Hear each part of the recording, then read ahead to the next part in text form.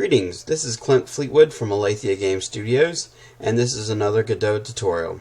Today's tutorial is going to be about the visual scripting and how to control a character using the visual scripting. Let me give you a couple caveats before I get started. This is the first time I've ever even tested out the visual scripting, and I'm really impressed with it. I wasn't certain how I was going to feel about it when I first started playing around with it, but I like it. Of course, as a programmer, I'll still continue programming, but this will help me work with teenagers and preteens that really aren't quite ready to start programming yet, but they can learn some of these basic skills. So I think it's really neat. I think the creators of Godot did a really good job with it, and it's really good. So it should be on, it's on the repository now. You can actually, like I am, you can go ahead and download it, compile to make it work right now, but it should be coming out in the 2.2 very, very, very soon. They haven't given an exact date yet, but I can imagine it'll be before November 2016. So even then, you can actually you can compile it. It's really easy to compile, or there's some people that are maintaining compiled version of the newest beta versions and that kind of thing that you could look for. Anyway, so without much further ado, I'm just going to kind of give you a sample, a simple project that we're working on. And you could actually use this in 2D, but I'm currently using it in 3D right now because that's one of the games that the kids are working on. Right now, what I'm showing you here on the screen is just a simple player object. It has a collision, which really isn't used yet. You won't see it in the project. We're not going to be colliding. But I made this. It is a 3D sprite. This could just as easily have been a 3D model, fully animated 3D model. But I just made a stick figure because I'm not really an artist. And so that's what I have here. But as you can see, it's just a sprite. And it's a sprite that has these, as the texture has front, back, left, and right. And I've made animations for move right, move left, move down, and move up. And as you can see, if you move down, it turns that way. If it moves right, it turns that way. If it moves left, that way. I'm not going to go into all how to do that on this tutorial. That's not within the scope of this, but I'm just showing you that that's the animations that this player currently has. Also, the camera's attached to them. That's so when the character moves around, the camera moves with them. It's going to be kind of a top-down adventure type game. So that's what the camera just moves with them pretty easily. You can use however you want the camera to work. There's plenty of different ways, and there's plenty of tutorials about that. One other thing that we had to do to set up is I went to Project Settings, and I added the move up, move down, move right, and move left to the WASD. This is actually really, when I originally had made this, I went straight and did key inputs instead of actions, but that makes it where it's kind of like WASD is hard-coded, and so you can't do anything to change that if a player wants to use a joystick instead, or wants to, on a controller pad, or wants to use the arrow keys, if that's how they like to play. So by using the input map, you basically have the actions, and you can actually, through code and through like a setup in the game itself, if you want, you can change these keys to be whatever you want. That way, my code doesn't have to change. That's really helpful, and it should be something that you use and look into. But for now, I'll just kind of put the WASD right there. Alright, so as you can see, that's basically all we have. This movement doesn't actually play, it just turns. This just as easily could have been using code to set the 3D sprite, the frame. Again, I just chose to do it this way just for an example. It's not important. Ideally, what we'll have is this will actually be an animation as well. So it'll turn to the right and show a walk animation, or it'll turn to the left and show a walk animation. So that's the player class, and as you can see, we just stuck it in a game. The game, all this does is it randomly generates the stuff that's going to be on the screen. It's not important for this project. I mean, for this tutorial. But as you can see, there's nothing really going on with the game, the game script. This really just grabs different sections and sticks it in there. So, and I have a light, and then the player is instance in it. One thing I forgot to mention, the player is a kinematic body that is necessary for collisions. and other things that you can use. Oh, and for the move, the move function that we'll be using to move the character around. So that's really helpful. Once I figured out how that works, it is great and wonderful. All right, so let's just go ahead and jump right into the visual scripting part. Like I said, this is the first thing I've ever done visual scripting, and there probably is better ways of doing it. And I'm open to suggestions, but at least if you've never looked at it before, this should give you some ideas. So this is the visual scripting, and I'm just going to go ahead and walk you through what I have. I would zoom in and out, but there seems to be a slight bit of bug when you zoom in and out that it doesn't connect correctly. So maybe that's something that we should look into. But all in all, it's other than that little caveat, it's really, really good. These are just the basic functions. How you can get a fixed process function, and the ready function is by clicking right here, and you can open up a pre-made ready function. Now this one's going to put in ready 1 or ready 2, which I don't need, but basically that's how the function just starts. And so just like with GDScript, the ready function is run on every single time. Whenever the object, which is right now we're in the player object, is ready. I'm not 100% certain if this is needed or not. I didn't check. But if you're doing it in GDScript, this is. This basically just says set fixed process, enables it to true. And that's, that makes it where this gets run every single frame. Again, I'm not certain if it does it automatically with VisualScript or not, and I guess I should have tested that out. But I put it in there, and it definitely doesn't hurt. So if I started with fixed process, I would actually just start with this right here, the fixed process and the delta. The delta for our purposes right now is not really necessary.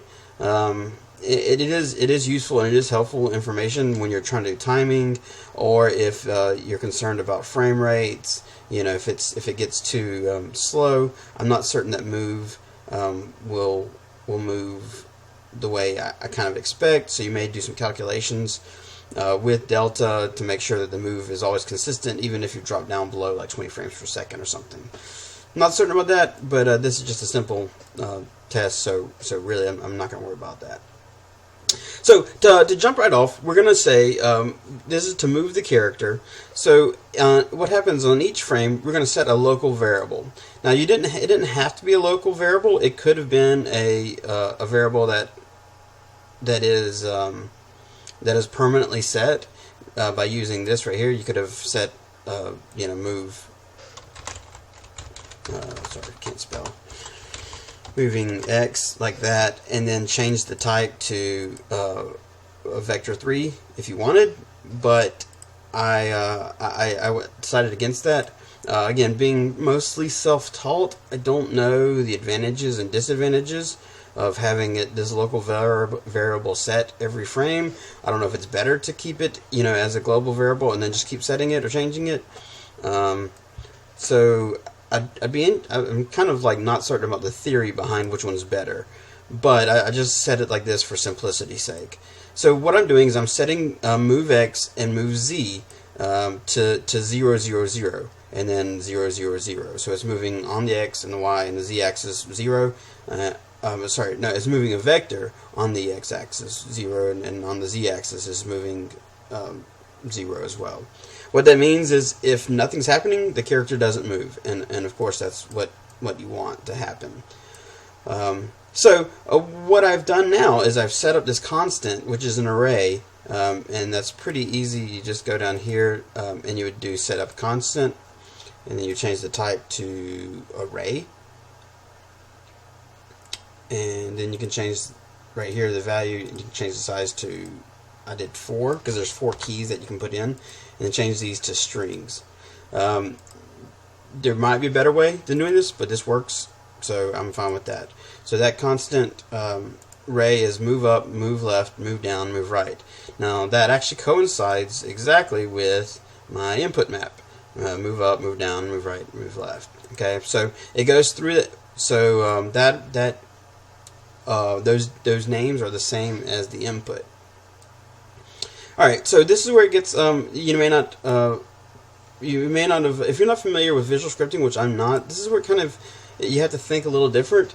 The white line is basically the flow, and either green, yellow, or blue, or purple are basically the inputs that go. That would be more or less the arguments inside of the different functions or iterators. So this one right here, I just have an iterator. And so what's really cool now with the newest version that they've put up is you can do this right here. You can do this right here, and you would actually just be able to you just drag it and let go, and the iterator comes up like that. You can choose which one, but I already had that made. So what this does is it goes from here, flows from here all the way through these two things, does this, and then goes over here and starts iterating. And what it does is it iterates over this array. So move up, move left, move down, move right. So for each element in the input. So basically this runs, lack of better terms, if you don't know programming well, this basically runs 4 times. So the first one, of course, is move up. So what's happening now is this input array comes in, and then this is the element. So 4 element in each array. So the first element is move up. So what it does now is it goes through here and then says this input action is pressed, and it takes this element. So currently, like the first time, it's move up. So it checks to see if move up is pressed. Now this took me a little time to figure out where this is. So let me help you out there. Call, so it's the call mode right here, and input is a singleton. And so you have to do that, and then the singleton you're looking for is input. That took me a little bit of time to figure that out, exactly what I was looking for. And then of course the function is pressed, is action pressed. Okay. And so what you could and so this action, this string, this action is actually now the same name as that. So the first time it's saying is move up pressed. And then it gives a boolean, which is either true or false. So if it's true, if this condition right here is true, then go to this switcher. Alright, if it's false, it does nothing. It just kind of goes on its merry way. So this element right here goes right here and checks to see if it's true. So if the action button is pressed, then it tests right here to see if it's true. And so when it tests to see if it's true, it goes here to a switch. There might be a better way of doing this, but this is the best I could come up with in the short amount of time I had. So basically this switch says, it looks to see for the element, that the current element, or input, which is the current element. So again, we're still on the loop 1. And let's say that, for example, that W, which is up, is currently pressed, and it says move up. So since move up is pressed, move that so it's like separated. Since move up is pressed, it goes ahead and runs that animation. It grabs the animation player, which this is a call node, and again you get that from the same thing right here. You call, the call method would be node path, and then the node path would be animation player, and then we know that play has function. The animation player has a function called play. Now this is where you look at this and you're like, well, where's your chance to have the different arguments? This is not particularly clear, and I think there's some documentation needs to be done on it. It's very useful now that you see it, but it says use default arguments, and so the default arguments, the first, you almost with play, you excuse me, you'll almost never use all 4, but you will use 3 quite often. So what you do is you set the 3 different, you use the 3 last default arguments, and the first one is the one that you currently change, which is the name of the animation that you're playing. Of course, that animation coincides with this animation player and the name of the animation. So that basically turns it up. Now, if it's a walk animation, you can have the walk animation go to. You could actually have, with that, you would actually need to check and see if you're going to have it actually do a walk animation, you would need it to do a check right here to see if that animation is actively already playing, because you don't want it, if you start and stop a walk animation every single frame, it'll just look like they're kind of bouncing or bumping instead of actually having a fluid walk animation. But I haven't put that in right now. So anyway, that's how you use this. So the rest of the arguments, if you do 0, you can see you can change the blend and the speed and all the different arguments. And this is pretty much the case with all the functions. You can use, if they have the ability to have default arguments, it will give you this opportunity, which is really, really smart programming by the developers of Godot. They did a really good job with that. I just think it needs to be a little more clear, or if they're ones that like normally shouldn't be the ones that are default. Alright, anyway, so going on. So after that, then you set your move z, which is a local variable. Remember, we set that right here, move z. And you set move z to 0, 0, -1. And that's moving on the z-axis, -1. So that checks to see what's going on over there. See if you're pushing up, then it moves -1 on the x-axis. I mean, excuse me, on the z-axis. And then it goes through the last three different ones and checks. So this makes it where you can technically be pressing 2 buttons simultaneously. So I could be pressing up and left. And so if I'm pressing up and left, it's setting the move to both of these, move X and move Z. Now that causes a small problem, and we'll get to that in just a second. But and I'll talk about that problem, because what will happen is if you add these two together, you're actually going to be moving more than just one value. You'll be actually moving, you know, if it's actually using vector math, so 1, 1 is different than 1, 0 or 0, 1.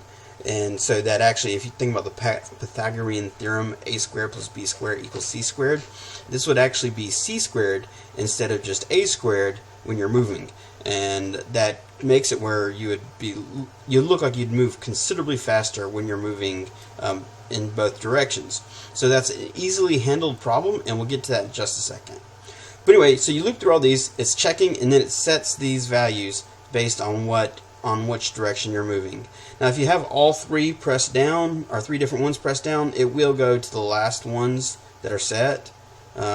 Like it will overwrite move X and move, you know, based on that.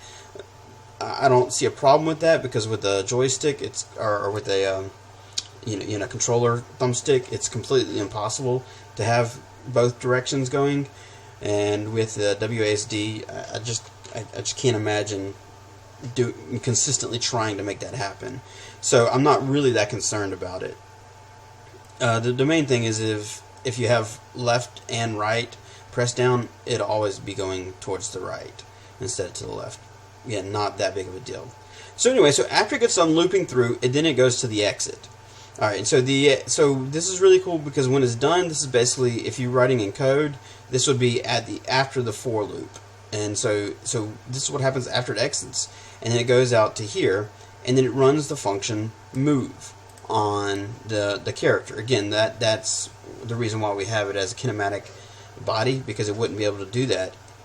Move is not available for just spatial and some other type of bodies. Kinematic body is what has move. And so this move function, but we need to know how much to move by.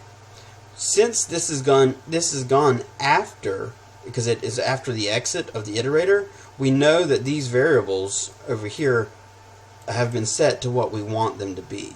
So we can just look over here and add these two together. So your move X plus your move Z would be add, and the add function here, it's really good. It just lets you add any two things. If you're adding something that doesn't make sense, it probably would give an error, like if you try to add a variant to an integer, that might cause an error. But adding vectors together works perfectly fine, and it doesn't specify that it has to be a vector. Good. Again, another thumbs up to the programmers of Godot for that one, because that's incredibly helpful, that I don't have to say add vectors here. I can just do add. And also you can actually use multiply too. This is actually multiplying a vector to an integer. I mean, it's going to be a float, and that's another thing that's really helpful. So it can know which ones can be mathematically added, subtracted, multiplied together, which is nice. So remember I said a problem comes into play if you're pushing up and right or up and left together, because what this would be adding, if this is a vector 1, 0, 0, and then excuse me, this would, yeah, and then this one is 0, 0, 1, the vector would be 1, adding those together would actually be 1, 0, 1. Now if you note, that actually moves you, again, the c squared instead of the b squared, which is, you know, a bigger number than just the 2. And so the great function, call vector normalized, I mean, it's going to be vector 3 normalized. That's all you got to do. And what that does is it makes it where the movement is 1. So technically, if it's a 1, 0, 1, this would actually be 0.7, 0.7, or something along those lines. I don't know how to do the math in my head very well, but it makes it where no matter what happens, the output is a total of 1 on a movement scale, and that's incredibly helpful when you're trying to make it where he moves consistently and it doesn't just go faster when they go up to the right. And then so what then? But we don't want the movement to be necessarily just 1, because 1 can be fast. It's hard to determine. Let's say that I'm zoomed out really far, or all the objects are really big. 1 will be really small. If I am really zoomed in really close, zoom will be very, very fast. So that's where you have the float speed as a variable. And so I put my speed at 0.1, and that actually multiplies to the normalized vector, and then it outputs how much I want to move. And so I'm just going to go ahead and show you what that actually looks like. And so I can literally, as you can see, it's running that animation, it's moving, and they go at angles nice and smooth. Now this is not an attractive project, it's literally just putting little things together so you can move around the world. I just wanted to show you how that works. And I'm going to show you the example of if you don't normalize the vector. If you just add these two without normalization, and you can do that pretty easily just by, let's see here, I'm doing this, and then clicking there. Oh, wrong button. You see this, it goes kind of like the normal pace, but then I push up, it almost, it's not quite double the speed, but it's pretty close. That it goes considerably faster at angles, and that's not something that you'd want to happen, and that's why you normalize the vectors. Alright, well, so this was a pretty simple, I would highly suggest you, if you use this, make sure that you optimize it for whatever system you're using. There's a lot of different things that could go into play here. If you're going to do animations with it, you need to make sure that you're not running the animation on every single frame, or you're not playing it. You need to check and see if you need to start playing it that causes the movement. But other than that, it works pretty well. So yeah, I'd love to hear your comments on it, any thoughts you have about this very quick tutorial, and I'd love to hear either gripes or grievances. Also, if you remember from my other tutorials, I currently have a game in Greenlight that is using the Godot game engine. I'll put a link to that in the page below. I would really appreciate it if you go on Steam and give us a thumbs up. That'd help us out a lot, because we really love to get this game out and get it in early access. Again, my name is Clint Fleetwood, and I'm from Alethea Game Studios, and I hope you enjoyed my tutorial.